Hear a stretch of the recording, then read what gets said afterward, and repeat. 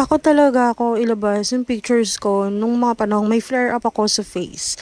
At ang tindi talaga ng pula-pula sa face ko dahil nga may psoriasis nga ako.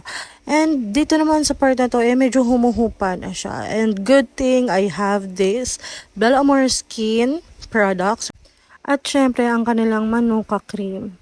To be honest, my skin never looked like this before. Sobrang layo na pala talaga ng skin ko, ng face ko, at ng buong katawan ko sa dating flare-up nito. I am very thankful and grateful na meron ganitong produkto ngayon sa market. At talaga naman nakakatulong sa mga katulad ko na naghahanap ng affordable and high quality products nowadays. Buti na lang naglabas talaga si Bella Amor Skin ng isang moisturizer na makakatulong sa mga dry skin na katulad ko.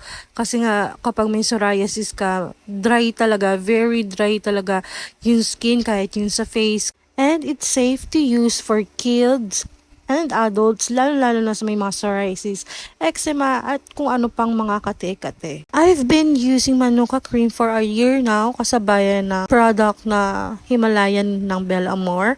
Dahil ako nga si Chloe Reviews, nag-explore pa nga ako sa kanilang products, at syempre, hindi pa matatapos ang review ni Chloe Reviews kung hindi ko matatry lahat, diba? Nag-a-apply din pala ako ng Manuka Cream sa kamay ko, kasi yan na lang yung natitirang flare up ko sa kamay ko. Yan na lang talaga yung hirap na hirap ako pahupain.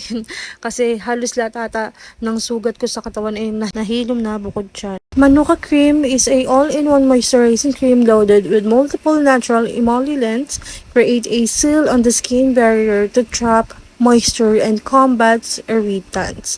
For all skin type, ang Manuka Cream ni Bella Amor Skin. Kinis na walang halong hapde, Manuka Cream lang yan.